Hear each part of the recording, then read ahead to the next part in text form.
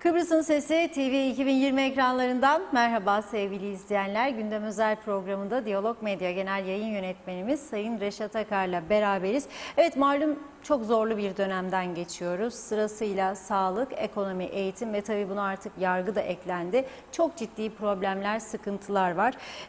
Bir tarafta TV 2020 olarak da esnafın nabzını tuttuk. Görüyoruz ki öğrenciler gitti, turistler gelmedi. Dolayısıyla esnafta da çok ciddi sıkıntılar var. Kapanan iş yerleri de cabası gün geçtikçe de sayıları artıyor. Gündemimiz çok yoğun. Dolayısıyla hiç vakit kaybetmeden hemen programımıza başlamak istiyorum. Tabii sizlerin de mesaj, yorum ve paylaşımlarıyla. Merhabalar Sayın Akar. Merhabalar Funda Hanım. Herkese hayırlı günler dileyelim. Bugün tabii gündem her günkü gibi oldukça yüklü, fakat biraz farklı konulara da değinmek istiyorum bugün. Bazı tarihi gerçeklerin ülkemizde bilinmesi gerektiğine inanıyorum. Bilinmiyor maalesef. O nedenle farklı bir iki konuya da bugün girmek istiyorum. Ama birinci konumuz, bu sayfayı böylece ayırayım, sonra geleceğim. Diyalog Gazetesi çekiyorum işte. Bugün Diyalog Gazetesi'nin manşetinde önemli bir haber var. Nedir bu haber? Esnafın ağzını diyor, bıçaklar açmıyor diyor haber. Şimdi nasıl açacak esnafın ağzını bıçak? Çünkü her taraf krizde. Tabii şöyledir, üst başlığı da okuyayım. Bugün Diyalog Gazetesi'ni bulamayanlar için. Öğrenciler gitti, turistler gelemedi diye adanın her yerinden iflas haberleri geliyor. Şimdi Diyalog muhabirleri 2-3 gün önce Girne'ye gittiler. Onu da Girne'deki durumu sizlere yansıtmıştık dünkü gazetede. Bir tarih ağlıyor başlığıyla. Hem tarih ağlıyor, yıkıntı, döküntü çok. Girne limanında, antik limanda, hem de oradaki tarihi lokantalar kapısına kilit vurmuş, müşteri yok. Ve müşteri olmayınca, lokantalar aylardır kapalı olunca tabii ki bakım onlarda da yok. Çok çirkin bir görüntü arz ediyor Girne. Bu defa bir Lefkoşa'yı gezsinler diye arkadaşlarımızı görevlendirdik. Gittiler. Nereye? Önce tarihi Arasta Çarşısı. Arasta Çarşısı Mart ayının ilk haftasından beri kapalı. Bu pandemi süreci başladığından itibaren Lokmacı barikatı kapalı olduğu için ve oradan Güney Kıbrıs'tan kuzeye bir miktar Rum ama çok fazla yabancı geçtiği için Arasta Çarşısı canlıydı. En azından orada geçen yabancılar fazla eşya almasa bile, hediyelik eşya, ne yapıyordu? Meşrubat içiyordu, kahve içiyordu, sandviç yiyordu, tost yiyordu, Büyükhan'a geçiyordu, börek yiyordu, tarihi eserleri görüyordu, kartpostal satın alıyordu, bazı el işleri satın alıyordu. Sonra belediye pazarına yürüyordu. Belediye pazarından da bir şeyler alıyordu. El işleri var, zepse meyveler var, fiyatlar çok uygun. Yabancılar da seviyor böyle şeyleri. Bakıyor adam bir bağ maydanoz, bizde 2 Türk lirası. Bunu euroya çevirdiğinde aman Allah'ım. İngiltere'de yaşayan Türkler bilecek. Türk marketlerinde veya Rum marketlerinde Kıbrıs usulü bağ, böyle küçük bir bağ maydanoz alırsınız uygun fiyata. Ama İngiliz marketlerine gittiğinizde küçücük saksıda böyle şu kadarcık, bu bardak büyüklüğünde, İçinden 7-8 tane maydanoz dal çıkıyor. Böyle 7-8 adetçik sadece 2,5-3 isterler. 30 Türk lirası. 5 dal çıkarmış içinden diye maydanoz. Bizim de burada bir bağı alıyoruz böyle. 2 Türk lirası, 3'e çıktığında fiyatı ya 4'e başlıyoruz bağırma. Maydanoz pahalı oldu. Aynı zamanda da çokluk tüketmiyoruz. Bir de o var ha. Yani kadınlar sadece dolma falan yaptığında benim bildiğim, bir de kebapta yapıyorlar bizim Kıbrıslılar soğanla küçük küçük doğrayıp. Onun dışında maydanoz yemezler. Sonra da Kıbrıs insanının büyük bir çoğunluğu, özellikle hareketsiz olan insanlar, ki çoğumuz hareketsiz insanlarız. 40 yaşında, 45 yaşında, 50 yaşında emekli çıkanlar var. Binlerce insan. Evde oturur 3 öğün yemek, öğlen dolma, gece makarna bulli. Kiloları alırlar, ayaklar şişer. aman bu ayakları beni kaldırmaz derler. Ben bu işi araştırdım. Ayaklar neden kaldırmaz? Çünkü vücut otur ve fazla kilo, vücut su tüketimi az, kullandığımız suların çoğu yaramıyor. Söylemeyeceğim, marka falan vermeye gerek yok. Kuyu suyu yaramıyor. Diğer suları da doğal su almıyor insanlar çoğu evine. Ya maddiyattan dolayı ya da düşünmediği için. Mesela meyhaneye gider adam bir gece 150-200 liraya verir, umuru değil. Ama 1,5 Türk lirası en iyi suyu da kendisine, en iyi su doğa almaz. Pahalıdır der. Ben der 4 tane içtiğim zaman 6 Türk lirası vereceğim bundan der. Meyhaneye 150-200'ü verin. Mangalı yaktığında 500-600'e patlar mangal bazı evlere. O yüzden su tüketimi çok önemlidir.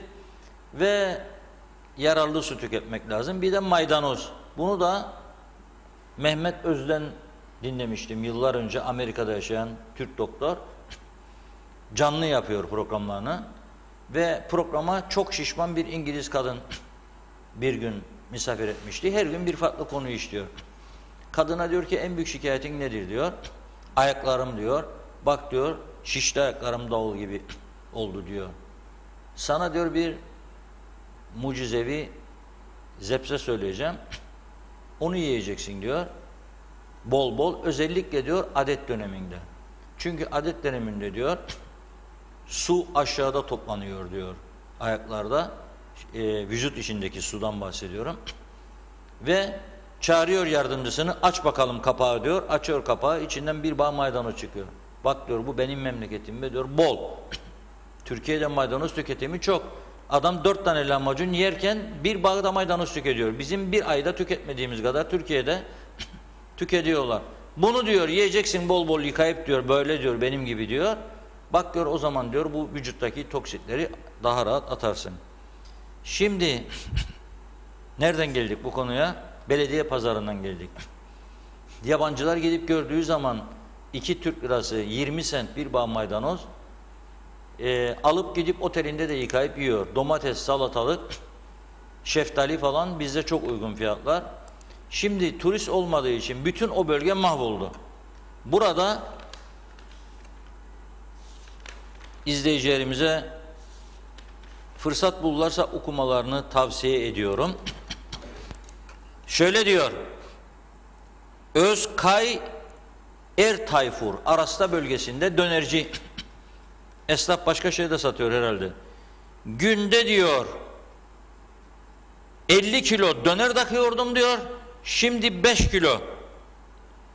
Evde oturmaktansa diyor işçilerimize destek olmak için hem de diyor dükkan kirasını çıkarmak için geliyorum diyor ama durum diyor çok kötü.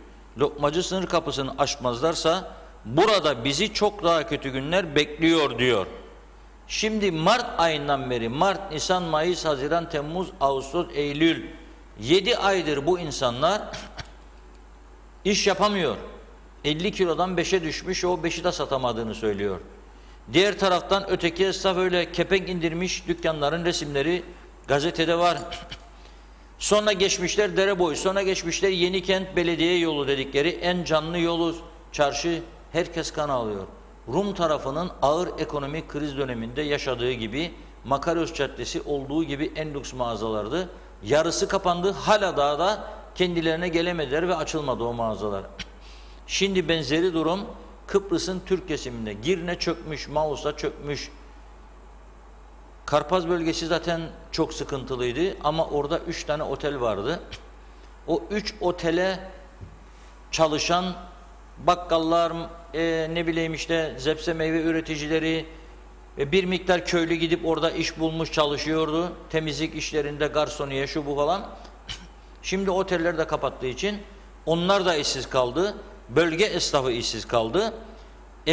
Lefkoşa'nın durumu işte şimdi özetledim. Girne'yi zaten dün bahsettik.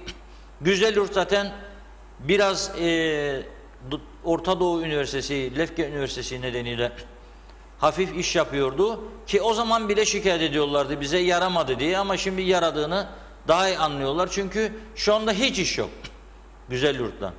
Peki nereden kaynaklanıyor bu? ülkede nüfusun azalmasından kaynaklanıyor. Kendi kendimize kaldı ki bir kısım insan, özellikle kamu kesiminde çalışanların bir kısmı, akıllı insan aslında kamuda da çalışsa ülkenin bu hale gelmesini istemez. Çünkü kendisi çalışsa da kamuda, eşi bir özelde çalışıyordur veya kardeşi çalışıyordur veya babası çalışıyordur veya anası veya amcası veya dayısı. Onların halini gördüğünde herhalde mutlu olmaz bir insan. Yani sen alıyorum ben devletten maaşı, seçim de var, Ekim sonuna kadar da garantiyik diye düşünürler. Bana göre Eylül sonuna kadar tabii de Ekim sonunu göreceğiz kısmetse. Ve kapanalım diye feryatlar ettiler. Hükümet de baskı altında kaldı. Özellikle Sağlık Bakanı kapattı. Şimdi bir video atmıştım arkadaşlara programa girerken. Dün Wizz Air'dan bahsetmiştim Güney Kıbrıs'ta. Bugün de TAS havayolundan başlayacağım. TUS diye yazılır, TAS diye okunur. Bu havayolu şirketi, video vardır, görüntülere getirecek herhalde. Sezgin Bey'e atmıştım videosunu. Bu havayolu şirketi Rum Hava Yolları iflas ettikten sonra Cyprus Airways, yabancıların da ortak olduğu ama kayıt yeri olarak Kıbrıs Cumhuriyeti olarak şirket kuruluşu yapılmış ve 5 adet Fokker 70 uçağı satın almışlar ve Larnaka Havaalanı'nda konuşlandırarak seferlere başlamışlardı. Ne zaman ki pandemi başladı, o süreç uçak seferleri durdu. Sonrasında da tabii açılınca şirket bir türlü kendine gelemedi. Bir dünyanın birçok havayolu şirketi gibi zora geldi. Nedir? Gitmişler Rum yönetiminden görüşmüşler. Rum yönetimi tabii bunlardan uçuşları başladın kardeşim artık siz de diyor. Bak şu geliyor, bu geliyor. Onlar da 800.000 euro mali destek talep etmişler. Mart ayında durdurduk diyor uçuşları. 800.000 euro bize zarar ziyan ödemesi lazım Rum hükümetinin. Ve Rum hükümeti bu talebi olumlu karşıladığını açıklıyor. Haklıdır insanlar diyor. Böyle bir kriz oldu ve bu kriz nedeniyle uçuşlarını yapamadılar. Şirket zora girdi. Yeniden başlayabilmesi, toparlanabilmesi için taze paraya ihtiyacı var ve o parayı 800.000 euroyu veriyor. İki taraf arasındaki farka var. Bizim taraf bir kuruş masrafı yok cebinden hükümetin. Türk Hava Yolları ve Pegasus Hava Yolları kendileri uçuyor buraya. Onlara diyor ki durun ben istemem uçmanızı. Turist de getirmeyin, turist de istemem diyor. Öteki taraf bir yığın hava yolu geldi halde bak British Airways şu anda güneye uçuyor. Wizz Air sürekli uçuyor. Avusturya Hava Yolları uçuyor. İsrail'in El Al Havayolu şirketi uçuyor. Bunun yanı sıra İsviçre'den adını şimdi unuttum bir uçak şirketi uçuyor. EasyJet uçuyor. Ryanair uçuyor. Lufthansa uçuyor Alman havayolu şirketi. Ve buna rağmen adamlar 5 uçaklı Kıbrıs şirketi olarak kayıtlara geçen bu TAS Havayolu şirketini de harekete geçirmek için 800.000 euro kendilerine görev zararı ödemeye çalışıyorlar. İşte uçak budur, tanıtım filmidir bu.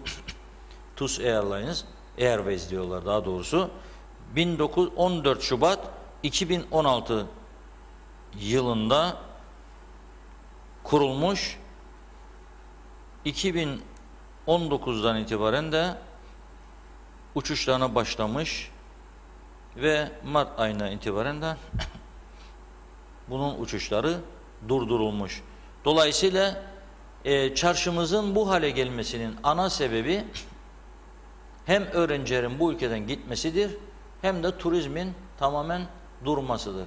Bafra'da 3 tane şahane otel yaklaşık yatırım miktarı üçünün 250-300 milyon dolar kapısına kilit vurmuş. Girne'de birçok otel kapısına kilit vurmuş ve bu yüzden de ne yapmış? İşçileri çıkarılmış bir kısmının, bir kısmı ödeneksiz izne gönderilmiş. Piyasa para aktarımı durmuş. Sosyal sigorta yatırımları önemli ölçüde azalmış. 20 bin kişinin yatırımı varken turizm sektöründe bu rakam şimdi 11 bine düşmüş ve bu zincirin halkaları gibi bütün sektörü etkilemeye başlamış. Onun için bugün dünkü konuşmalarımız üzerine program sonrasında ve bugün de çok sayıda ithalatçı ve toptancıdan telefon aldım. Bir tanesi aynen şöyle dedi. Gıda üzerine çalışıyorum. %60 satışımın oteller oluşturuyordu. %60 durunca hem içerideki stoklar kaldı elimde, hem bu kadar işçiyi çalıştıramıyorum. Bir yığın işçim vardır. Sigortaya yatırımlarını yapamıyorum. Vergi falan zaten düşünmüyorum. İsterlerse gelsinler, kelepçesinler. Ne olacak diyor bana. Bana değil dedim. Bunu soracaksınız. Bunu gidip hükümetle konuşacaksınız. Ha efendim, sağlığımızı düşüneceğiz tabii, elbette. Başından beri en fazla sağlık konusunda önlem alınmasını öneren insanlarız burada. Ama ikisini de dünyanın yaptığı gibi, Rum tarafının yaptığı gibi ikisini de dengelememiz lazımdı. Biz bunu başaramadık. Şimdi 20 kaldı, 4 gün 21'inde yeni açıklamalar için 20'sinde açıklama yapacaklar. Yeni uygulama ne olacak 21'inde? Ne olacak? Merak ediyorlar. Açılacak mı acaba 21'inde? Bana göre zor. Çünkü seçim var ve baskı altındadır hükümet. Hükümetin küçük ortağı da zaten açılmama yanlısıdır. Genel sekreterleri devamlı demeç verir. Kapanalım, karantina şartı, karantina şartı, karantina şartı. Karantina otelleri full doldu. Aha koydun karantina, oradan da kaçacak olan. Sosyal medya bugün bir kız atlamış, kaçmış, denize gitmiş, gelmiş. Gidecek tabii. Hiçbir şey yoksa bir adamın, yani pozitif çıkan biriyle selamlaşmış diye ya da merhabalaşmış ya da bir el sıkmış diye sen onu korona olduğu korkusuyla otele kapatırsan kaçacak. Zincirle bağla, gene kaçacak. Ona söyleyeceğin şudur: arkadaş, temaslıydın, hem kendi sağlığın, hem ailen, hem dostların, hem arkadaşın, hem ülke için. Seni biz evinde bırakıyoruz ama çıkma dışarıya, insanlarla temas kurma. Adamın da evi varsa evinde otursun, bahçesine çıksın, hava alsın. Temiz hava. Bugün İngiltere'deki arkadaşlar söylüyor, apartman fiyatları çok düşmüş İngiltere'de. Bahçeli evlerin fiyatları artmış ve apartmanları satan bahçeli evlere koşuyor. Niye? Bütün sağlık uzmanları, en az 30 kişi dinledim bu konuda. Diyorlar ki hava almaya bakın. Kapalı bir odada oturmamaya dikkat edin. Bahçe varsa çıkın bahçede oturun diyor. Çünkü zaten hem sağlık açısından temiz hava almak hem de psikolojik olarak ne kadar kalacak bir insan dört duvar arasında kapalı da geçirecek 7 günü? Yahu kolay mı ya? Hapise giren bir adam 4 gün polis karakolunda, 3 gün polis gözaltına alıyor. 3 gün sonra çıktığında adam başka bir insan olarak çıkıyor karşına. 3 gün kapalı bir karakol odasında adam çıksın 4. gün çok farklı bir insan olarak çıkıyor. Değişiyor, adamın karakteri değişiyor. Neden? Bir baskı altındadır, çünkü bir kapalı ortamdadır. Hayat yoktur, onun için hayat ölmüştür. O yüzden ben bu kararları bir kez daha gözden geçirmeni ve dünyanın ne yaptığını takip etmelerini diliyorum. Sağlığı elden bırakmayalım ama kontrolü da iki tarafı da düşünerek hareket edelim. Bakın bugün bu insanlar şu anda kafasını sokmuş. Birinci sayfayı arkadaşlar getirebilirse bugünkü Diyalog Gazetesi. Birçok dükkan zaten kapalı. Adam kafaya da sokmuş, derin dalmış gidiyor. Esnaf, bak sen hale bak. Bu yazık değil mi? Bu adam evine gittiğinde, karısı sorduğunda, efendi hani bugün çocuklara et getireceydin ya, kıyma köfte yapayım da getirmedin. Neyle getirecek? Efendi çamaşır deterjanı bitti, 3 gündür sana söylerim. Ne almadın? Hangi parayla deterjan götürecek? Beklesin çamaşırlar diyor. Veya başladı artık çamaşırı her gün değişirse 2 günde bire, 3 günde bire. Şaka gibi gelecek. Biraz yaşını almış bir tanıdığım insan bir gün beni gördü berberde. Berber sordu bana, dedi ki yıkayayım mı saçları abi dedi. Yok dedim. Neden? Duşa gideceğim dedim. Bana bir soru sordu. Yani bu olmuş. Yani bu bizzat kendimin yaşadığı bir olay. Dedim niçin soruyorsun? Doğa mı dedim. Dedi bana her gün sen yıkanır mısın dedi. Elbette dedim, her gün duş alırım. Yok ya dedi bana. Haftada bir dedi ya 2 dedi. Biz dedi bir defa yıkanırız dedi. Bir defa yıkanınca çamaşır da bir defa çıkıyor. Olur mu öyle şey? Ona mı dönüyoruz yani o günlere? Bir taraftan da susuzluk eklendi tabii şimdi bunun üzerine. Su da yok. Bakarım şimdi Facebook'ta en fazla irdelenen konu su. Tankerci geldi diyor, boşalttı 1 ton 2 ton bilmek de ne kadardır? 100 lira. Öteki diyor 150 lira, öteki diyor 200 lira. 2 lira 30 kuruşu beğenmedik tonu. Şimdi 50 lira 100 lira ve kuyu suyu. Öteki içilebilir suydu. Bu kuyu suyuna döndük ya gene. Bahçeli evi olanlar başlayacak görsün şimdi. Çiçekler kurumaya başlayacak. Yasemin kokumulu Kıbrıs'ı mı arıyorum diyor bazıları. Yasemin su ister, su. Canlı temiz su içecek. Da canlı olacak Yasemin. Sen Yasemin'e kuyu suyunu verdik, sonra kuruttun. Suçu başkasında arıyorsun. Yasemin kokulu Kıbrıs arıyormuş. Sen kuruttun. Sen betonlaştırdın. Başkası mı geldi bizi betonlaştırdı burada? Biz yaptık. Suyu da kullandığımız kuyu suyuyla idare ettik. Kaç sene götürdü bizi bu kuyu suyu. Şimdi bütün kuyular kurudu. Baraj da yok. Onun için bekleyeceğiz. Allah kısmet etsin. İnşallah bir aksaklık olmaz da 25'ine Anamur suyu gelir, belki de bizi kurtarır. Yoksa bak, ben filozof değilim. Ama sorarım. Beni arıyor Türkmenköy muhtarı. 2 kuyu var diyor. 2 kuyu da kurudu diyor köyde. Eğer diyor bu Anamur suyu kesilirse ne olacak halimiz? Vazgeçtim bizim suyumuzdan diyor. O da diyor yıkanmayacak diyor. Satın alacak, içecek diyor. Da hayvanlarım ölecek diyor. Kadın hayvancılık da yapıyor. Muhtar söylüyor bunu Türkmenköy'ün. Bakıyorum öteki diyor ki gittim diyor köyün diyor alan içi köyü. 2 kuyu vardı. Sabah açtım diyor. Tık dedi diyor. Ne oldu? Motor mu bozuldu? Hayır, motor çalışıyor. Ne oldu? Kuyuda su kalmadı. Öteki kuyuda durursa ne olacak? Bilmem kaç kilometreden tankerle su getirirlermiş. Bir başka köye gidip su doldurup getiriyorlar. Sonu bunun susuzluk. Belki bunlardan diyorum artık bir ders çıkarırız ve barajlarımızı, göletlerimizi bu yeni kış dönemi gelmeden tamiratını, bakımını, onarımını yaparız. Su tutmalarını sağlarız da belki onlar da bize yardımcı olur bir süre sonra. Çünkü esas olan bizim kendi kaynaklarımızdır. Ama Türkiye'nin de bize bu sunduğu büyük nimeti tepmemek lazım ve kıymetini bilmek lazım. Evet, mesajlarla devam edelim mi biraz? Evet. Diğer açıklamalara geçmeden önce. Evet, Serkan Atayler'in mesajıyla başlayalım. İyi yayınlar, sağlıklı günler dilerim demiş. Evet, Mehmet Atmaca merhaba diyor. Hüseyin Biber iyi yayınlar Reşat Bey, Allah sonumuzu hayır eylesin demiş. Esat Yaramış hayırlı yayınlar dilemiş yine. Saidoğlu sağlıklı yayınlar diliyorum diyor. Esat Yaramış uçak biletleri 1700 lira diyor. Yine aynı şekilde Esat Bey neden gelsinler yorumunda bulunmuş. Bekir Morca 9 ay olmuş tüketen gelen su akmaz. Su bitince akılları başına geldi. Bir haftada bir damla su akmadı. Ne olacak böyle diye soruyor. İsmail Kerçin iyi yayınlar, iyi yorumlar. Korona bir yandan sıcaklar bir yandan işimiz zor. İyi günler dilemiş. Mehmet İnancı kolay gelsin değerli dostlarım. Artık hiçbir şey eskisi gibi olmayacak. Görünüş o. Allah sürünen halka sabır versin. Reşat Bey demiş.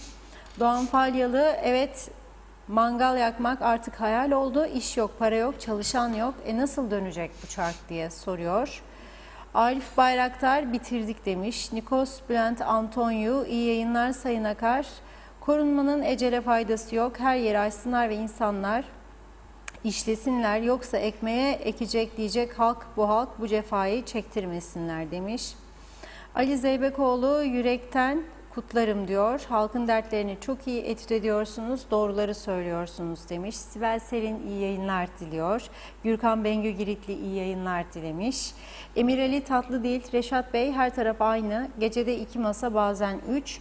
Ne elektriği karşılar ne adam parasını 4 aydır idare etmeye çalıştık ama artık film bitti. Böyle giderse tek tek kapatacağız. Seçimden sonra memur maaşları da ödenmezse işte o zaman tam bir kaos başlar diyor. Oğuz Aynalı iyi yayınlar, kolay gelsin Reşat Bey. Sebzeler, meyveler, ateş ve altın fiyatında. Marketler çöpe atıp fiyatları düşürmüyorlar. Bir yer diğeri bakar demiş. Dinçer Çakıcı iyi yayınlar diliyorum. Sayın Akar ne söylüyorsanız hepsine %100 katılıyorum. Hükümet edenler bu söylediklerinizin yarısına bile kulak assalar bu durumları yaşamayız, saygılar demiş. Zehra Gökçen, Emirates haftada 3 seferini düzenli yapıyor. Demek ki gelen yolcu var demiş. Mehmet Salihoğulları iyi yayınlar. Arif Salih Kırdağ ummadıkları kadar oy alacak diyor.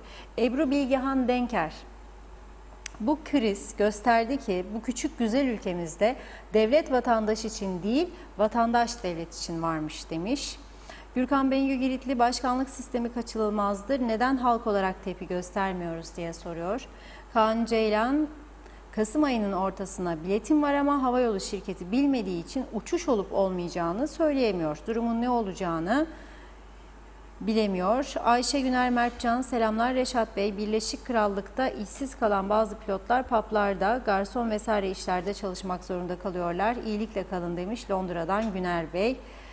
Kayhan Kınay, Sayın Akar, Bafra'da 4 otel var, 4'ü de maalesef kapandı diyor. Hülya Yüce, bu dönem karantina otel sahiplerine yaradı. Mahalle arasındaki Riverside otelini hangi zeka pandemi oteli yaptı? Biz istemiyoruz mahallemizde. Pandemi otelini dedik, duymazlar nedense diyor. Serkan Özmut demiş, 21 gün apartman dairesinde karantinada kalmışlar. Nefessiz kalmadıklarını söylüyor. Serkan Atailer, Londra'dan selamlar Reşat Bey, Funda Hanım. 20 Eylül'de çıkacak kararları dört gözle bekliyoruz. Özellikle Londra'dan gelecek olan Kıbrıslı Türklere ve orada evi olan İngilizlere ev karantinasının tekrar sağlanmasını bekliyoruz.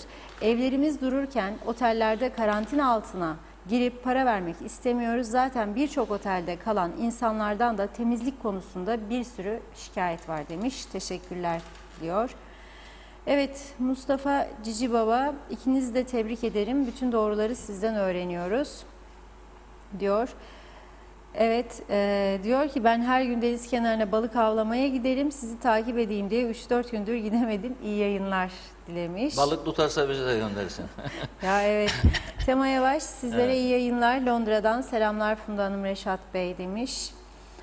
Mustafa Özcan, benim anlamadığım ülkedeki ekonomik faciayı sen ben o hepimiz görüp yaşıyoruz. Sayın Akar aylardır uyarıyor, zaman zaman isyan ediyor. Pek bizi yönetenler bu durumu görmüyor mu, yoksa altında bilmediğimiz bir şey mi var? Cevap arıyorum, ben bulamıyorum demiş.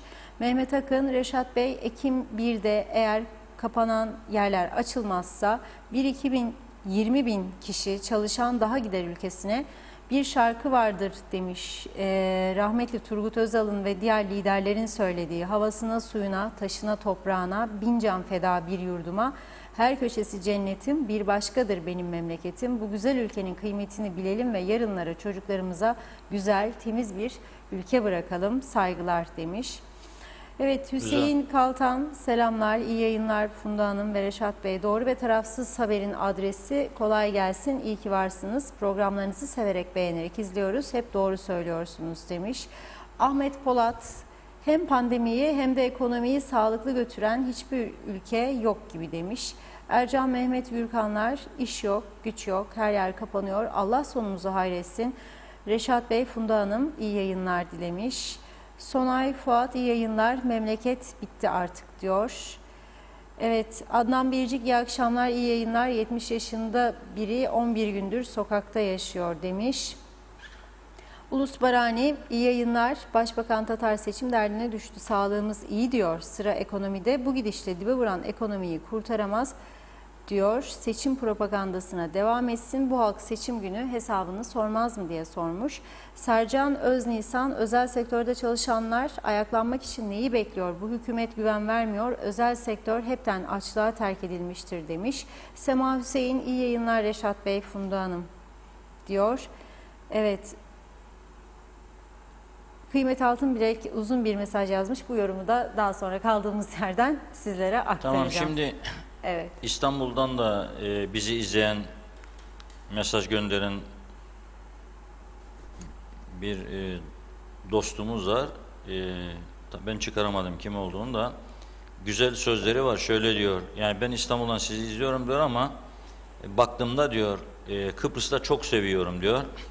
KKTC hükümeti cennet gibi bir ülkeyi kapalı Maraş'a çevirme yolunda çok başarılı olmuştur. Ülkede 3 tane yoğun bakımlık hasta yok ve bunlar diyor ülkeyi Maraş gibi kapattılar diyor.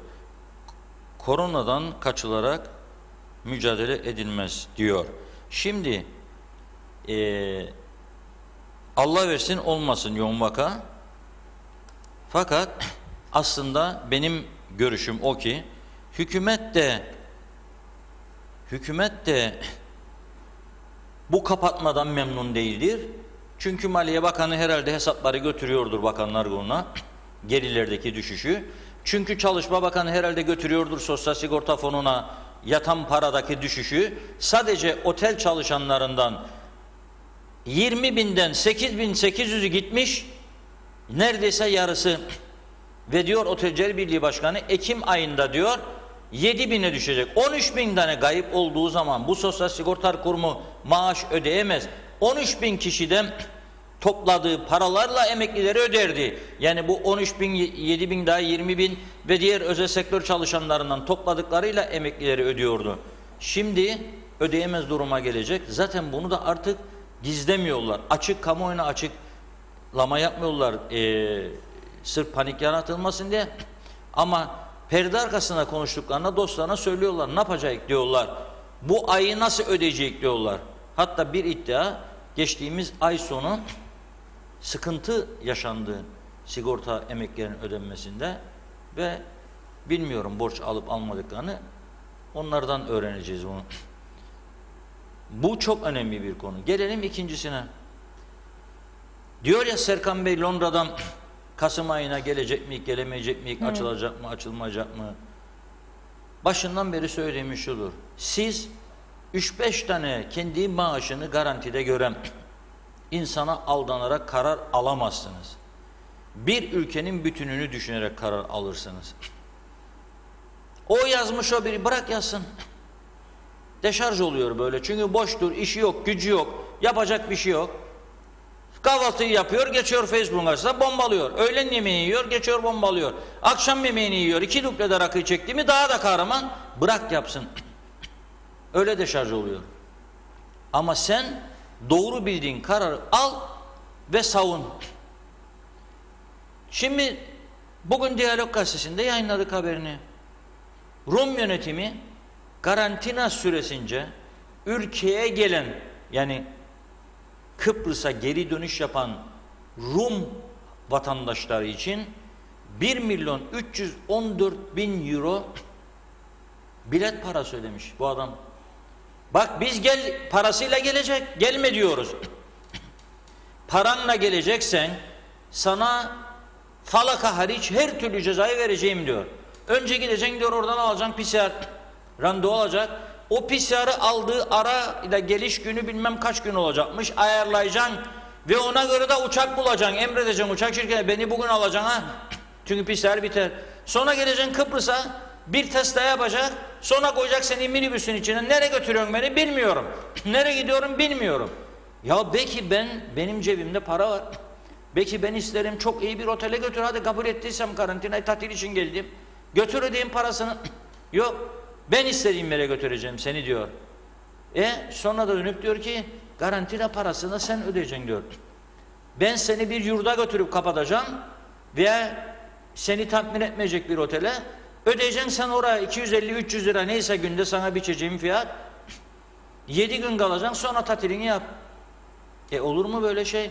Rum tarafı da getirdi vatandaşlarını, yaptı testlerini, pozitif çıkan varsa onları aldı tedavi sürecine, pozitif çıkmayanları da evine gönderdi. Evine gönderdi. Tavsiyelerini de veriyorlar tabii. Kağıt veriyor. Maske tak, elini sıvı devamlı yıka, hijyen kullan, yakın temas etme. Şudur budur veriyor tavsiyesinden. 1.314.000 euro para ödüyor vatandaşlarını getirsin diye. Çünkü senin vatan, bugün İngiltere'de yaşıyor adam. Gitmeseydi İngiltere mi diyeceksin sen ona? Yoksa tam tersi, o gidip orada çalışmış, para kazanmış, birikim sağlamış adamı buraya mı çekeceksin da o paraları buraya getirsin da ülke biraz canlansın. Her yeni ev açıldığında burada sadece emlak sektörü değildir ve inşaat sektörü, inşaat malzemesi satıcıları değildir kazanan. Bunun diğer yan sektörleri de var. Adam koltuk takımı alacak, mobilyacı kazanacak. Çok sayıda da yerli mobilya sanayi açıldı Kuzey Kıbrıs'ta. Çok sayıda mutfak mobilyası yapanlar vardır. Hepsinin işleri durdu. Onlar da çalışacak. Beyaz eşya satıcıları çalışacak. Şimdi beni arayan o gıda toptancısı arkadaş gibi %60'ını otellere satardım da kaldım. Başka bir tanesi var. O da kasaplık yapıyor. O da diyor ki ben %75'ini 80'ini sadece bir otel zincirine satardım diyor. Şimdi ne oldum diyorum. Kapanınca kaldık öyle diyor. Düşünsen bir adam bir ayda 1 milyon liralık et satıyordu. %70-75'i gitti bunun. Şimdi düştü 250 bine. 250 bine düşünce de 750 bin gitti. Kestiği hayvan sayısı azalacak. Bu hayvancıya dokunacak. Çalıştırdığı adam sayısı azalacak. O sektöre, çalışana yansıyacak bu. Çalışanın sayısı azaldıkça sigorta kurumuna, ihtiyaç sandığına yatan paralar düşecek. Vergi dairesinin kasasına düşen paralar düşecek. Bir zincirin halkaları. Ama helal olsun, bakıyorum hala bugün oldu. Turizm sektörüne bütün satışlarının %90'ını turizm sektörüne veya 80'ini yapan büyük dev işletmeler var. Hepsi de kafayı soktuğuma beklemede. Bazılarının ne yapalım pek zorda kaçacağız dediğini de duyar gibiyim, hissetmekteyim. Kaçış kurtuluş değil. Yurt dışında yaşamış, dünyanın birçok ülkesini görmüş bir insan olarak söylüyorum. Kıbrıs gibisini bulamayız hiçbir yerde. Bir insanın hayatında sadece güzel yeşillikler içinde yaşamak, temiz bir ortamda yaşamak değildir sadece onu yaşatan. Kapıyı açıp sokağa çıktığın zaman sana bir merhaba diyecek bir adam görmek de insanı yaşatan bir unsurdur. Geliyor ambulans, komşusunu alıyor evden ve İngiliz kadın perdeyi açıp görüyor. Ambulans gidiyor, çalıyorsun kapısını. Bir şey duydun mu sen burada? Bir ambulans sesi. Yok diyor. Niye bunu diyor biliyor musun? Çünkü polise gidip eğer bir şey olduysa, eve biri girdi de bir suç işlediyse polise gidip ifade verecek. Bu defa kendisi de hedef haline gelecekmiş. İngilizler çok korkar. Bu hallerinden yapmazlar. Komşusunu öldüğünü görsün çoğu İngiliz gidip bakmaz bile ona. Heathrow Havaalanı'nda 2 kez farklı tarihlerde tanık oldum. Aynı uçakta gittim. Aynı uçakta. İndim Heathrow Havaalanı'na. Yaşlı bir karı koca Kuzey Kıbrıs'tan tatilden dönürlermiş. Uçağın içinde de sohbet ettim. İndiler. Adam valizler geldiği sırada yığıldı yere. Kadın başladı. Aman. Hiç kimse. Bavulu alan kaçıyor İngilizler. Bavulu alan kaçıyor. Ben panikledim. Baktım bir alarm zili gördüm. Gittim bastım zilin üzerine. Alarm başladı çalsın. Bir anda 5-10 tane polis geldi. Dedim adam düştü. Öldü belki de. Başladılar adamla uğraşmaya. Hemen sağlıkçı çağırdılar. Kalbine vurdular falan. Adam ölmüş. Ama bak diyorum bavulunu alan gitti. Neden? İfade verecek. Çünkü nasıl düştü bu adam? Biri mi çarptı falan filan soracak. O ifadenin altına girmek istemez. O yüzden söylüyorum. Bu ülkenin evet çok kötü yanları var. Evet hepimiz zaman zaman yetti ve artık terk edeceğiz bu ülkeyi diyoruz ama Bir de soğukkanlı düşündüğümüzde sakin kafayla yok ya gene de bu ülkemiz eğer bakarsak, eğer iyi bir yönetim getirirsek bu ülkeye düzelme şansı vardır diyebiliyoruz. Onun için ben bazı böyle sadece hep olumsuz yaktınız mı onu da yaparsanız böyle olur, bunu da yaparsanız böyle kapanalım evimize kilitlenelim duvarları diyenlere de seslenmek istiyorum. Vazgeçin bu huydan. Size de zarar verecek. Bak söylüyorum Ekim sonunda bu maaşlar tehlikededir. Tehlikededir. Bu sektörlere sesleniyorum. Başınızı kumdan kaldırın. Ne kadar biriktirdiyseniz 30-40 senede yeteceğini düşünürsünüz size bundan sonraki hayat için ama yanınıza çalıştırdıklarınıza düşünün. 20 sene senin yanına dağıtıcılık, şoförlük yaptıysa bir adam yarın sen buradan uçsan da aklının ucuna hiç gelmeyecek mi? Mehmet ne yapıyor şimdi acaba? Ayşe Hanım ne oldu bizim? Vicdan azabı çekeceksin o zaman gittiğin yerden. Bak Rumları örnek alalım. Sahip çıkıyorlar memleketlerine. Bağış yapıyorlar gönüllü. Gazetelerde duyurmuyorlar bunu. Kimse bilmiyor. Gene Rumları örnek alalım. Yunanistan battığında, Rum halkının paralar tıraşlandığında bütün marketlere gıda bankaları kurdular. Herkes alışveriş yaparken o bankanın içerisine attı aldığı yiyecekleri. Ben de attım.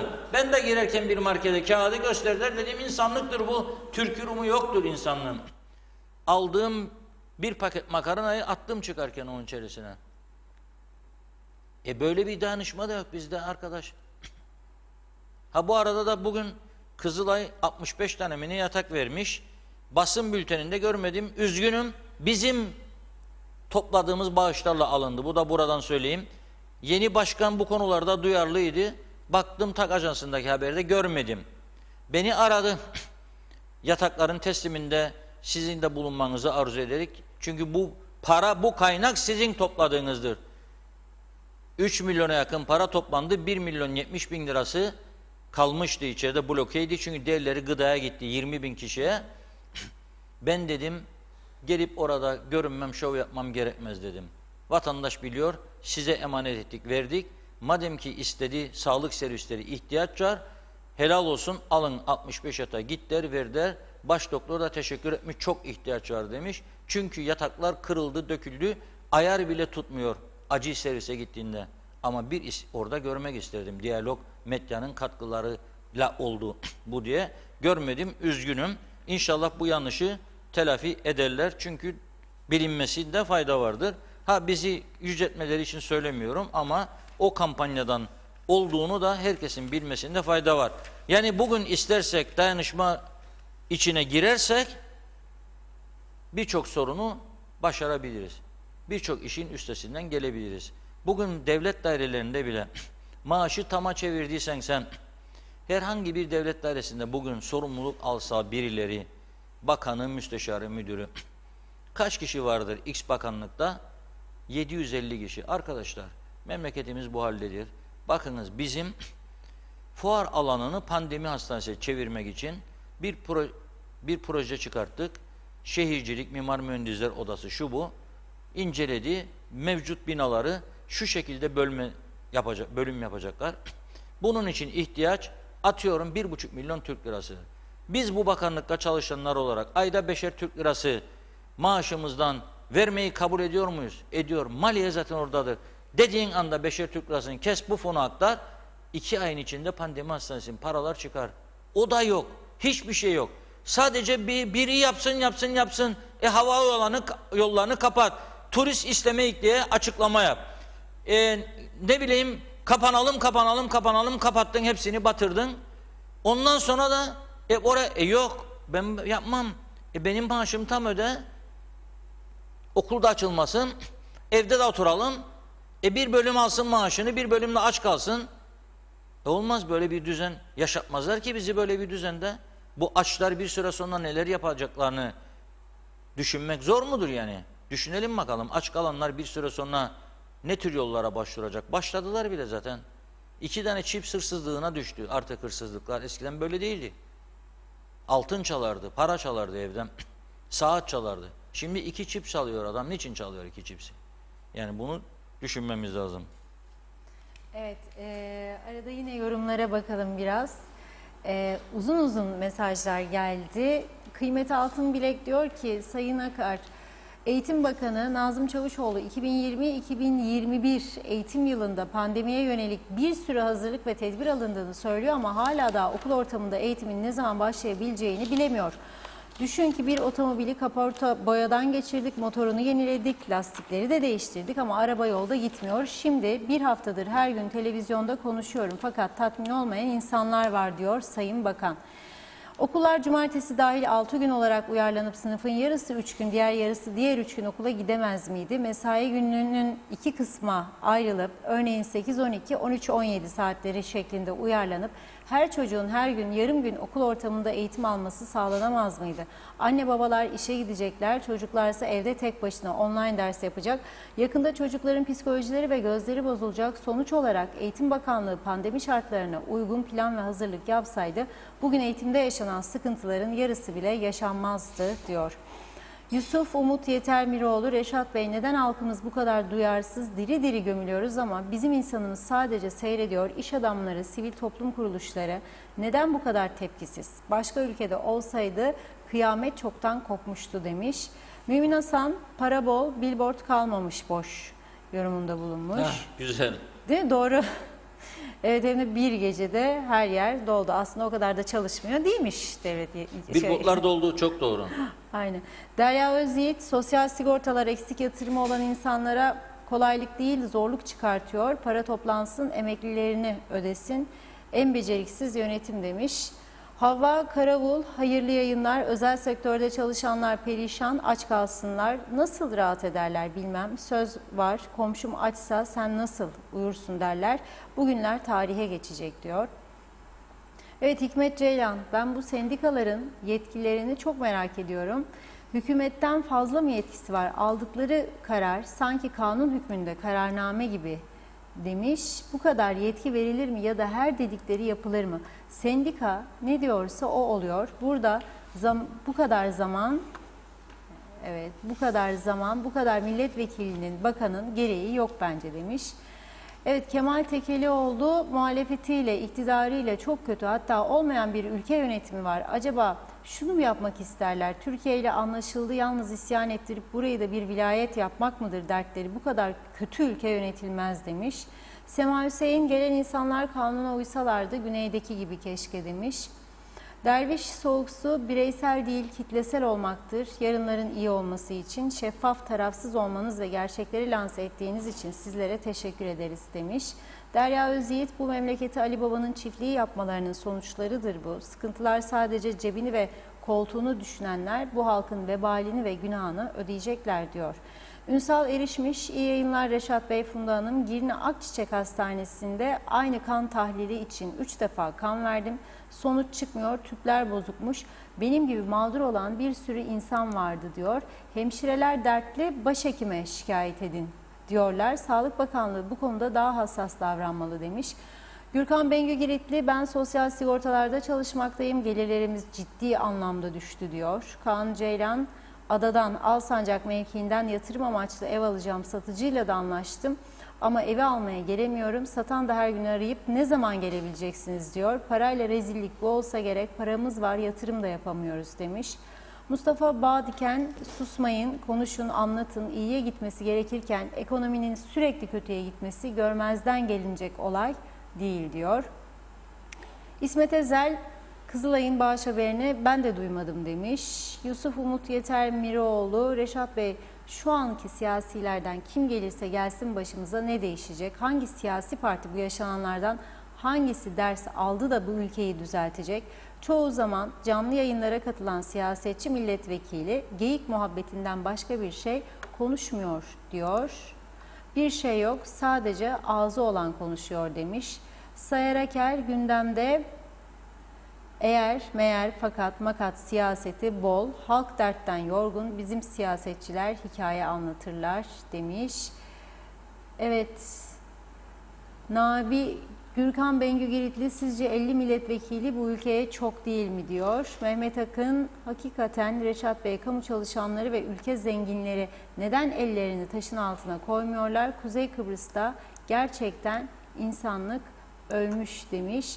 Nabi Yiğit Türk de son olarak diyor ki önce tedbirini alsınlar, sonra okulları açsınlar yorumunda bulunmuş. Evet, Gürkan Giritli dostumuzun söylediği 50 milletvekili çok mu? Bana göre çoktur. Onlara sorarsanız komisyonların oluşturulabilmesi için sanki çok çalışıyormuş gibi komisyonlar 50 milletvekili az biledir derler. Bana göre Kuzey Kıbrıs'ın nüfusuna, yapısına göre 30 milletvekili maksimum olmalı. Tümü de sadece mecliste görev yapmalı. Milletvekilliği profesyonel hale gelmeli ve kabinede kesinlikle milletvekilleri görev almamalı.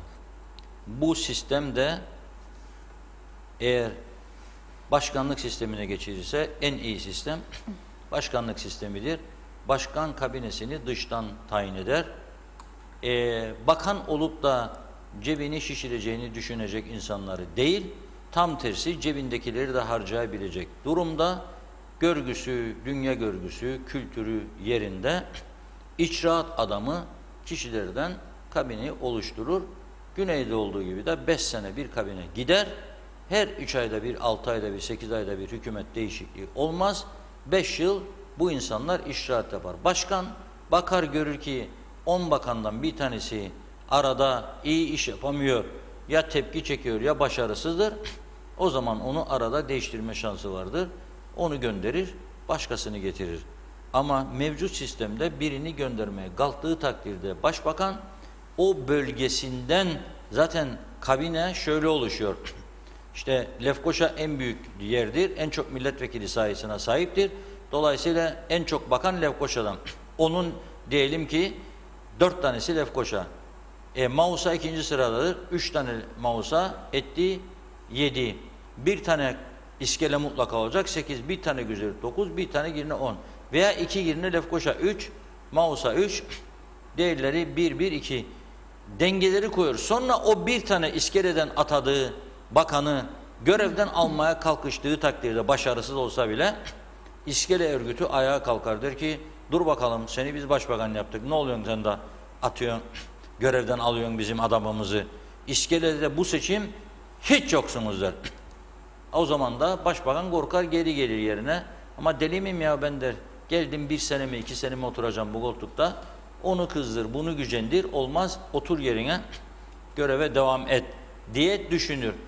Veya başbakanlık sistemi devam ederse böyle parlamenter sistem parti başkanı der ki seçim öncesinde partisine arkadaşlar bu seçim bilginiz olsun ki milletvekilliğine aday olacak olan arkadaşlar bilsin ki biz iktidara gelirsek hiçbirinizi bakan yapmayacağım. Bunu bilerek geliniz. Sakın seçimden sonra gelip de bana baskı kullanmaya kalkmayın. Olmayacak bu. Böyle bir siyasi kültür var mıdır burada? Olabilir mi bu söylediğim ikinci? Yok. Hemen birlik olurlar, toplanırlar aralarında devirirler parti başkanı. Başbakanlıkta gelir adamın. Onun için bunu başından beri söylediğimiz gibi en güzel yolu başkanlık sistemidir. Başkanlık sistemi için de anayasa değişikliği şarttır.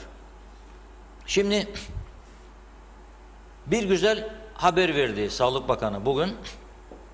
Eğer bu açıkladığı sistem çalışırsa bunu bir süre sonra yani birkaç gün sonra çalışırsa bu sistem yaygınlaştırılmasında fayda vardır diye düşünüyorum. Şöyle diyor Ali Pilli Bey. Kimler korona testine ihtiyaç duyabilir veya hastaneye başvurması lazım? Panik yaparak değil. Yani bir öksürdüm koronayım yoktur böyle bir şey. Korona diyor ki bunu aylardır dinliyoruz yabancı kanallarda, Türkiye kanallarında. Ateş olacak diyor. Öksürük olacak. Nefes darlığı olacak. Genel halsizlik olacak. Eklem ağrıları olacak. Tat veya koku almada azalma olacak. Çorbayı içtiğinde tuzu var mı yok mu anlamazsan yaz onu bir kenara. Yüksek ateş varsa yaz onu da kenara. Halsizim elim ayağım tutmaz yaz bir kenara. O zaman git testini yap. Diyor ki izlenmesi gereken yol budur. Bunlar varsa diyor ben sana şimdi diyor erken tespit ve tanı konması için yardımcı oluyorum diyor. ateş poliklinikleri kuruyorum diyor. Elemanı var mı? Yapabilecek mi bilmiyorum. Herhalde var ki bunu açıkladı. Çünkü bayağı iddialı bir açıklama yaptı bugün.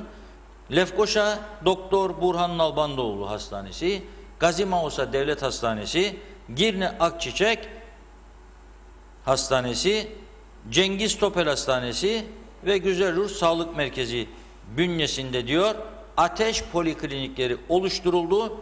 Sabah 8 ile 21 arası giderseniz buralara diyor hizmet ücretsizdir. Ateşinizi ölçecekler. Sonra size PCR testi yapacaklar. Bir kuruş da ödemeyeceksiniz diyor. Yani 200 TL'yi kurtardık. Varsa böyle bir belirti. 200 TL'ydi daha önce bunu ölçmek. Çok doğru yolu şu anda buluyorlar. Bu doğrusu budur. Hiçbir adam, işlemeyen adam, dükkan kapanmış garson, 2 aydır alamıyor maaş, 3 aydır, zaten 6 aydır almıyor doğru dürüst da son 1 ay, 2 ay Haziran'la Ağustos içinde belki 1500 TL almıştır. O adamdan bekleme sana gelip 200 lira verecek, PCR yapacak, yapmaz varsa üstünde taşıyacak, sonra da başkasına bulaştıracak. O yüzden geç de olsa bu olumlu bir adımdır. Bunun İskele, Mehmetçik, Karpaz o taraflara, o mağdur bölgelere de Datlısu o taraflara yayılması lazım ve insanlar bu şekilde cesaretlenip para da yok bir sıkıntı varsa gider ve bu işi böylelikle kısmen önlemiş oluruz. Çünkü tespit yapılır ve herhangi bir sorun yaşanmaz. Bir de çağrı yapar. Pozitif vakayla temas ettiğini düşünenler de diyor 1102 numarayı arasın diyor. Yani 1102'yi arayın. Çağrı merkeziymiş. Bu adı da salgın çağrı merkeziymiş. Yönlendirmesi ile ücretsiz olarak PCR testi yapılacaktır. Bir deneyelim mi şimdi bu yayında 1102'yi? Deneyin bakayım.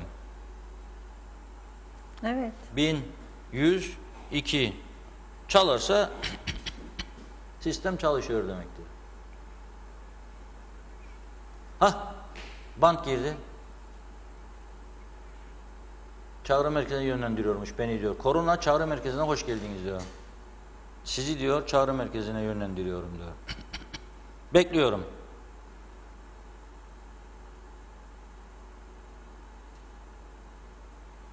Çalıyor. Cevap yok. Hah, merhabalar. Ben sizi canlı yayından arıyorum. TV 2020 duyuyor musunuz beni? Canlı yayından arıyorum sizi. Diyalog TV eski adı, yeni adı TV 2020. Şimdi Sayın Bakan bugün bir açıklama yaptı ya. 1102'yi arayın diye. Bu sistem çalışır mı diye bir deneme yapıyoruz. Evet, 1102. Evet, denedik, çalışıyor. Teşekkür ediyoruz. Başarılar diliyoruz. Sağ olun. Evet, çalışıyor sistem. Ali Bey'i eleştirdiğimiz gibi şimdi kutluyorum. Buradan kocaman bir alkış gönderiyorum Ali Bey'e. O güzel yüzü gülsün lütfen. Devamlı gülüyor gerçi ama biraz daha fazla gülsün. 1102. Açan bayan diyor 1102 deyin daha kolay anlaşılır diyor. 1102 çalışıyor. Demek ki ne var? Bir arkadaş pozitif çıktı. Siz de dün akşam yeme içmedeydiniz. Ya da bir kaçamak yaptınız. Bir bayan veya erkek arkadaş. Yakınlaşma oldu. Öpme koklama. Da pozitif çıktıysa derhal 1102 arayın. Deyin ki böyle böyle bir durum oldu. Bölgenize göre size adres gösterecek. Gidiniz bir bedava PCR testi yapınız veya az önce okuduğum hastaneler Lefkoşa Doktor Burhan Nalbandoğlu Hastanesi, Gazi Mausa Devlet Hastanesi, Girne Akçiçek Hastanesi, Cengiz Topel, Güzelur Sağlık Merkezi buralara gidiniz 8 ile 21 arasında ücretsiz PCR testiniz yapılacak, ateşiniz ölçülecek, diğer tetkikleriniz de yapılacak diyor. Bu güzel bir hizmet, kutluyorum. Gerçekten de sakın anlaşmalı falan düşünülmesin. Şimdi aklıma geldi, benden böyle bir şey beklemez zaten vatandaşlar, bilirler huyumu. Yani babam olsa öyle bir anlaşmaya girmem. Ama denedik, memnun oldum. Evet. Açtılar telefonu, demek ki sistem çalışıyor. Bir de Mustafa Bey'den bir mesaj gelmişti. Onu atlamayayım. Mustafa Bey gücenmesin bana. Yayınlarımızın devamlı takipçisidir. Reşat Bey diyor, siz ülkenin bir kısım işletmelerinin iflasın eşiğine geldiğinden bahsediyorsunuz. Bu durum bizleri yönetenlerin yüz karası, esnaf ve özelde çalışan garibanların bazılarına 1500 TL yardım parası verdi. Devlet öte yandan 65 bin memura 8 bin ile 15 bin TL arası maaş veriyor. Hele hele o emekli bazı ağalara diyor, paşalara diyor, güzel laflar buluyor. Eşleri ile beraber 20 ile 30 bin TL arası ayda emekli maaşı. Nerede bunun adaleti ve insanlık vicdanı? O garibanlara günah değil mi? Birine 1500, ötekine 10 bin, 20 bin, 30 bin TL ayda maaş veriyor. Bu diyor rezaletin daniskası diyor. Evet, gerçekten üzücü bir durum. Bunun önlemini bulması lazım. O 1500'lerden devletin kurtulabilmesi için ekonomik çarkın dönmesi lazım. Ekonomik çarkı döndürdüğünüz sürece zaten hiç kimsenin devletten bu paraya ihtiyacı olmaz.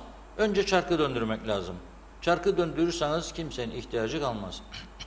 Evet, yorumlarda da 1500 liraları soran çok kişi var. En son Mayıs ayında 800 lira aldık diyoruz Zorkun Şimşek. Yine Sercan Öznisan'da 1500 liraların ödeneceğini söyleyen Bakan Sucuoğlu artık verdiği sözlerin altında ezilmektedir. Bu ülkede güven veren bir tek sizin programınızdır. Lütfen diyor, Sucuoğlu'nu programınıza davet ediniz. Çünkü özel sektöre bir açıklama yapması gerektiğini düşünüyorum demiş. Taner Şah, pandemi dolayısıyla bu seçimlerin online yapılmasını düşünüyorum. Siz nasıl bakıyorsunuz diye sormuş. Radiye Mehmet de iyi yayınlar dilerim. Daha önce de söylediğim gibi seçimlere harcadıkları parayı ihtiyacı olanlara verebilirlerdi ama şimdi bu başka bir fırsat olabilir. Parayla yine kendilerine seçmen alabilirler. Çünkü daha önce de böyle olayları gördük ve hiç yakışmayan hareketler, parayla satın alınmak. Ama bu durumda diyor, evet bu durumda sanırım ihtiyaçlılar için de ayrı bir fırsat demiş. Evet. Yusuf Kadir Beyleroğlu, Reşat Bey hayırlı yayınlar. Londra'dan veya dışarıdan gelenler ev karantinasında ilerleme var mı diye sormuş. Sezin Osman Mustafa, yazık diyor, çok yazık. Kıbrıs Türk Hava Yolları battığı zaman üzüldüm ama Kıbrıs'ın şimdiki hali perişan. Kıbrıs'ın can damarı kesildi. Ev karantinası geri gelsin. Hepimiz Londra'dan gelelim. Karantinaya uymayanı şiddetle kınıyorum. Kurunun yanında yaş dayandı diyor. Hükümet 1,5 milyon doları otellere ödemesin, işsiz kalanlara versin. Hem kendimizi, hem halkı, hem memleketi ve geleceğimizi korumak hepimizin görevi. Biz görevimizi yapmaya hazırız demiş. Evet, Mehmet Maraşali, hoş vakitler, kolay gelsin, iyi yayınlar dilerim diyor.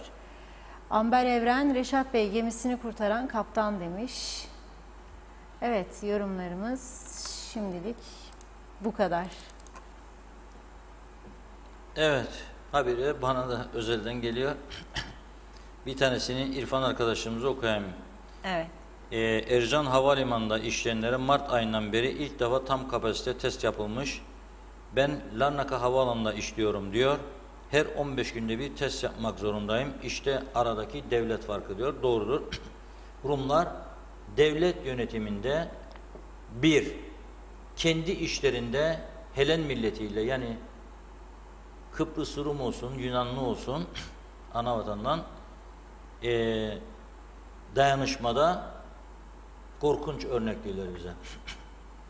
Korkunç, bizden daha iyidirler, çok daha başarılılar. Devlet ciddiyetinde de, onlarda da zaman zaman yolsuzluk, mesela bu pasaport meselesinde oldu. Ama ne dedi adam? Batmış idi ekonomim dedi, paraya ihtiyacım vardı. Önüne ardına bakmadım dedi. Malezya'da vergi kaçakçısıymış da geldi, ben verdim Wunghu'ya. Bana ne dedi Malezya'da vergi kaçakçısı? Yapmaması lazım dürüst yönetimde ama onu bile yaptı. Para topladı. Büyük paralar. Tahmin ederim 6 milyar euro kadar para topladı bu pasaport meselesinden. Onlar kendi insanlarını korumada, devletlerini ileri taşımada çok iyidirler. Yurt dışındaki insanlarını iyi kullanıyorlar. Amerika'daki Yunan lobisi korkunç etkilidir. İngiltere'deki Rum Yunan lobileri çok etkilidir. Bunlar aralarına toplanırlar Yahudi lobileri gibi. Nasıl onlar her pazar giderler, dini inançlarını yerine getirirler. Çıkarken de kilisenin içindeki paralar, kutuya paraları atarlar. O paralarla İsrail silahlanmasını artırır. Böyle güçlendi İsrail. Aynısını şimdi Rumlar bakıyorum yapıyorlar. Mesela bir senatör, Amerikan senatörü ama Yunan kökenli, her yıl 1 milyon dolar silahlanma maksatları için gönderiyor Güney Kıbrıs'a. Bizde böyle bir şey duymadım ben. Yani bırak Kıbrıs'takilerin, Türkiye'de buraya çok mal satan Türkiye'deki dev şirketleri de duymadım. Böyle bir şey olsun, katkı olsun, bazı ihtiyaç duyulan maddelere. Bak ne diyor? Orada diyor işleyene 15 günde bir PCR şartı var. Bizde ilk defa yapmışlar, bayram ettik. Olabilir.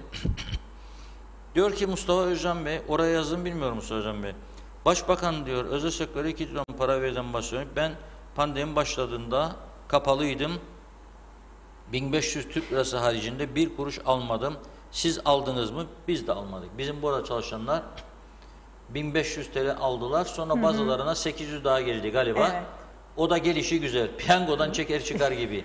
Bu defa gelip arkadaşlar diyor ona verdi 800 bana vermedi diyor. Ne yapabilirim? Yapacak bir şey yok yani.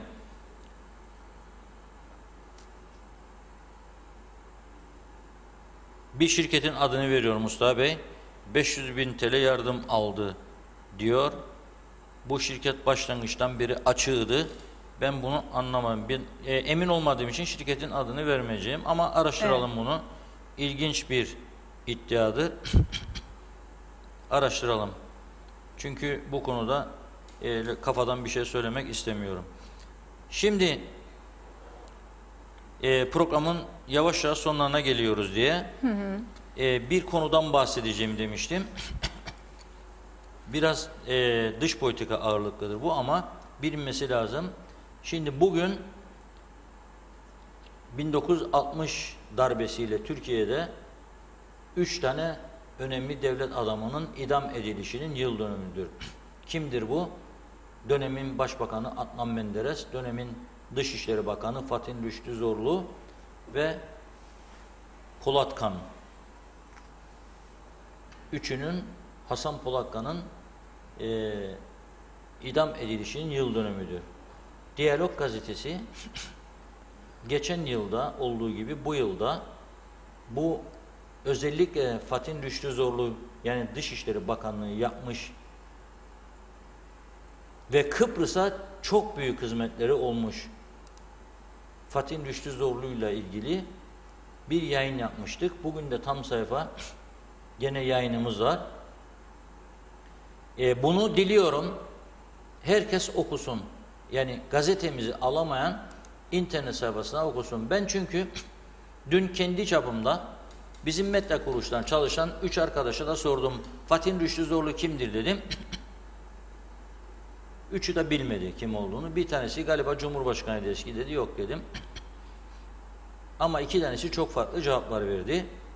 Bilinmiyor. Çünkü okutulmadı. Söylenmedi. Ama bu insan 1960 anlaşma yani idamından önce 59-60 Londra ve Zürih anlaşmalarını sağlayan ve Türkiye'ye garantörlük hakkı dahil birçok hakkı sağlayan, bunu başarmış bir Dışişleri Bakanı'dır ve tarihe gelmiş geçmiş en önemli bakanıdır. Ondan önceki dönemde, bak ondan önceki dönemde bunu bilmesi lazım herkesin. Kıbrıs'la ilgili 1954 seçimlerinin hemen ardından o dönemin Dışişleri Bakanı Fuat Köprülü merhum Denktaş da çok anlattı bunu. Doktor Küçük'le birlikte devamlı Türkiye'yi uyandırmaya çalışıyorlar Kıbrıs konusunda. Ve Fuat Köprülü Bey bizim Kıbrıs diye bir davamız yoktur diyen bir Dışişleri Bakanıydı. Tam tersi ondan sonra Fatih Rüştü Zorlu geldiği zaman Kıbrıs davasına sahip çıktı.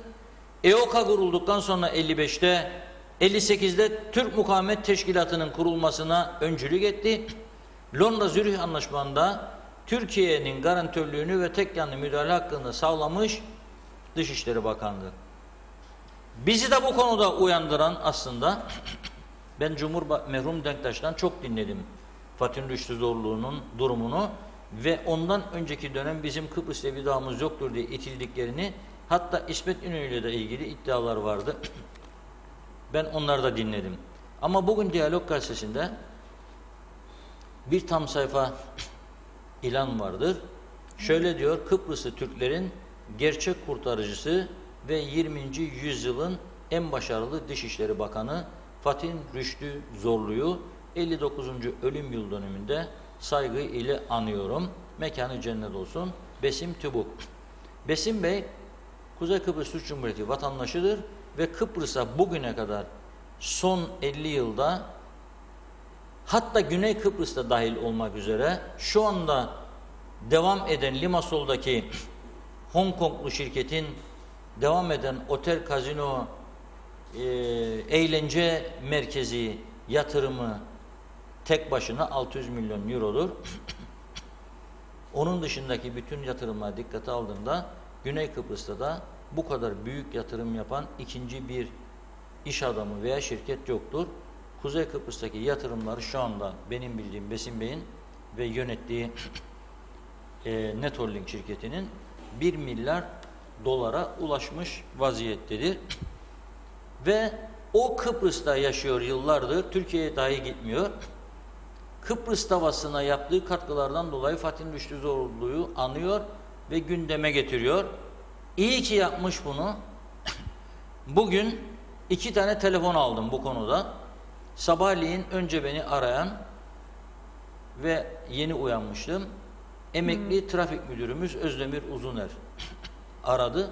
Diyalog Gazetesi'nin çıktığı günden beri sürekli takipçisidir ve en ince noktasına kadar okuyor, bana aktardığı yorumlardan biliyorum. Benim köşe yazımı da söylüyor, bazı haberlerimi de söylüyor. Yanlış gördüğü bir şey varsa onu da söylüyor. Bugün diyor ki Besim Tübük Bey'in bu ilanını gördüm, çok teşekkür ederim. Bu milleti uyandırmak lazım. Nasıl geldik bugünlere bilmeleri lazım. Yazıklar olsun diyor. Kimse bilmez ama tabii onun yaşı var diye bu Fatih Rüştü Zorlu'nun nasıl mücadele verdiğini Kıbrıs için ben bilenlerdenim diyor. İkinci kişi beni arayan Meclis Başkan Yardımcısı Sayın Zorlu Töre oldu. O da Diyalog Gazetesi'nde bugün bu az önce bahsettiğim haberi okuduğunu ve Besim Bey'in ilanında gördüğünü ve çok duygulandığını söyledi. Ve ben bu konuda bugün ben de dedi bir açıklama yapacağım dedi ve yaptı açıklamayı. Biraz yani bu seçim sarhoşluğu içerisinde batmış ekonomimiz olabilir ama bakalım Rum tarafı Yunanistan nasıl ekonomiyle birlikte, onlar da çok zarar gördü. Ama ekonomiyle birlikte dış politikayı nasıl birlikte götürüyorlar? Avrupa Parlamentosu harekette, Fransa ile ilişkiler, tatbikatlar, Amerikan Dışişleri Bakanı geldi, Rus Dışişleri Bakanı geldi, Arap ülkelerine gidiyorlar, geliyorlar, Mısır'la ilişkiler, İsrail'le ilişkiler. Biz de bunları görelim, biraz ders alalım diyorum. Onun için Zorlu Bey'e de teşekkür ediyorum. Bugün bir açıklama yaptı. Şöyle diyor o da: 27 Mayıs 1960 darbesinin ardından idama mahkum edilen devlet adamları Adnan Menderes, Fatih Rüştü Zorlu ve Hasan Polatkan'ı ölümlerinin 59. yıl dönümünde sevgi ve saygıyla anıyorum. Bugünlere gelebilmişsek Başbakan Adnan Menderes'in ve Dışişleri Bakanı Fatih Rüştü Zorlu'nun sağladığı garanti ve ittifak anlaşmasının rolünü hatırlamalıyız. Bu büyük devlet adamlarını idam edilişlerinin 59. yıl dönümünde Kıbrıs Türkleri olarak sevgi ve saygıyla anıyoruz. Ruhları şad olsun. Özellikle Dışişleri Bakanı Fatih Rüştü Zorlu'nun Kıbrıs meselesiyle ilgili yaptığı siyasi ve diplomatik girişimler çok önemliydi diyor. Enosis'i önledi diyor. Kıbrıs Cumhuriyeti kurularak Kıbrıslı Türkler Cumhuriyet'in ortağı oldu.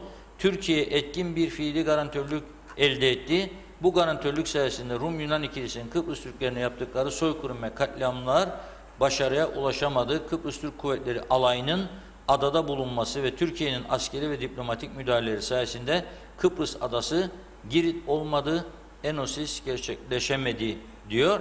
doğrudur. Çünkü 55 yılı ile 59'a kadar EOKA örgütü İngiliz yönetimine, sömürge yönetimine karşı o zaman savaştı. Hedef Enosis'ti ama 60 yılında Cumhuriyet kurulunca ortaklığa dayalı Kıbrıslı Türkler Kıbrıs Cumhuriyeti'nin ortağı oldu. Enosis de bu şekilde engellenmiş oldu. Bugün vesileyle de bunu söyleme ihtiyacı hissettim. Tarihi gerçeklerimizi de hatırlamak ve herkese de öğretmek görevimizdir. Tabii okul yok, okullarda öğretmiyorlar ama okullar açıldığı zaman bu konulara daha fazla önem verilmesi gerekiyor. Çünkü bu şekilde gidersek 10 yıl sonra, 15 yıl sonra Rauf Denktaş kimdir, Doktor Fazıl Küçük kimdir diye sorarsak, bırakın Fatih'in Rüştü Zorlu'yu, onları bilemeyecek bir nesil yetiştiriyoruz.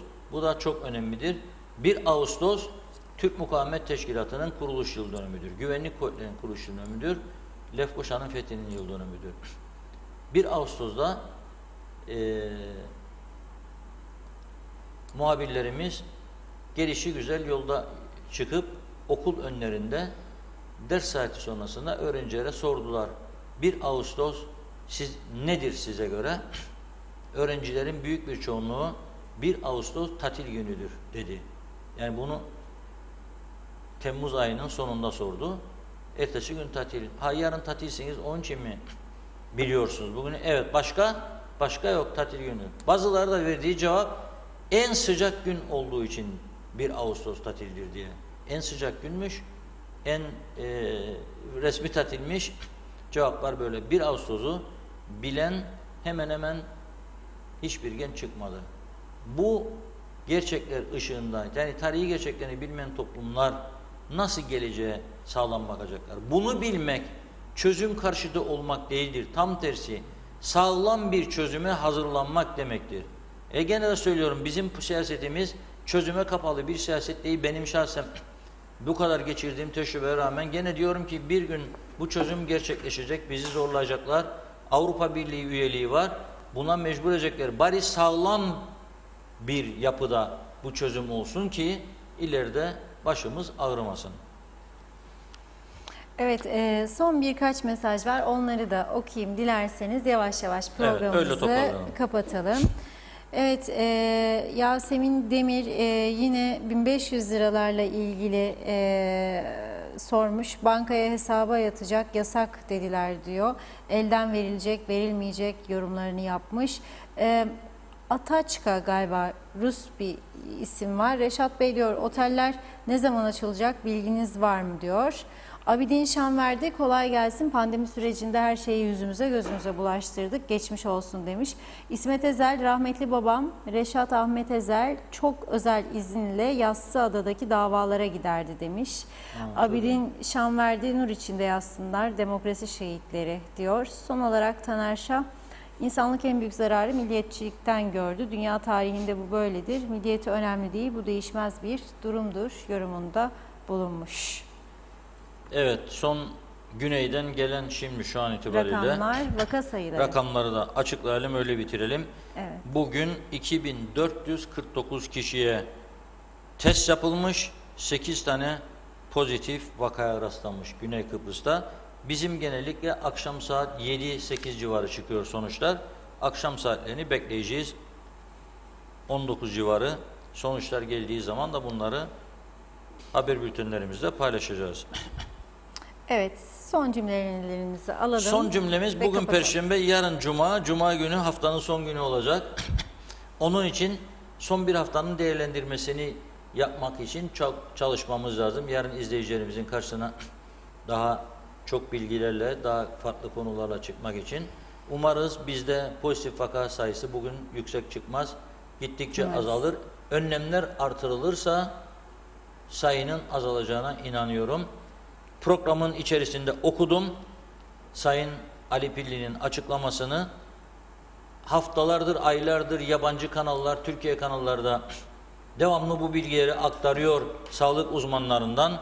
Ateş, öksürük, nefes darlığı, genel halsizlik, eklem ağrıları, tat veya koku almada azalma belirtileri olması durumunda hiç zaman kaybedilmeden bölgedeki ateş polikliniklerine başvurulsun diyor ve bir de ihbar hattı veriyor. 1102'yi arayınız, konuşunuz.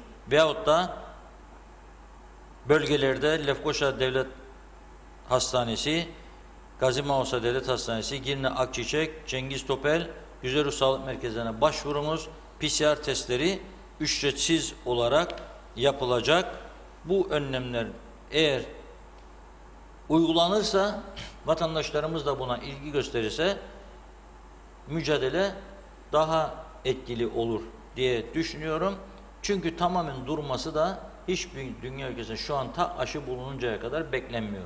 Evet. Tamamen duracağını düşünmek doğru bir yaklaşım değildir. Durmayacak ama tedbirlerimizi alacağız. İnsanlarda korku başladı. Boğazı ağrıyan korkuyor. Şey mi diye, acaba korona mı oldu diye. Yok öyle bir şey. Geçen gün bir arkadaşımız Erol Can seçti galiba, paylaşım yaptı. Nefesinizi kapatın dedi, 25'e kadar sayın içinizden. 25'e kadar tutuyorsanız korona değilsiniz dedi. Bir deneyim sonunda programın. Kapatıyorum. 10, 15, 20 oldu galiba. Yok, siz 60'ı da geçtiniz. Bence bana kötülük yaptınız. Kesin değilsiniz. Ben Tamamdır. 65 saydım. Tamam. 65'e kadar geldiğine göre şimdilik çok şükür yok. Olmasın Çok da şükür, aman iyi olun. Allah herkese iyilik, sağlık versin. Yarın tekrar görüşmek üzere de veda edelim. Bu arada bu akşam başlıyor, Diyalog TV 2020'de seçim programları Cemre'nin Evet, Cemre Akar'la Tufan Erhürman'la CTP Genel Başkanı'yla başlıyor 19.30 itibariyle. Onu da duyurmuş olalım. İzleyicilerimiz bilsin. Evet, çok teşekkür ederiz. Ağzınıza sağlık. Evet değerli izleyenler, bugünlük Gündem Özel'in sonuna geldik. Reşat Bey'in de söylediği gibi bu akşam çok güzel, çok özel bir program başlıyor. Cemre Akar'la 360 derece seçim özel. 19.30'da Tufan Erhürman bu akşamki ilk konuk. Tabii alışılmışın dışında bir format var burada. Gençler soruyor, adaylar da yanıtlıyor. Hemen belirtelim. Her hafta çarşamba ve cuma günleri saat 19.30'da program sizlerle birlikte olacak diyerek Gündem Özel'i kapatıyoruz. Hoşçakalın efendim. Yarın yine aynı saatte görüşmek üzere. Hoşçakalın.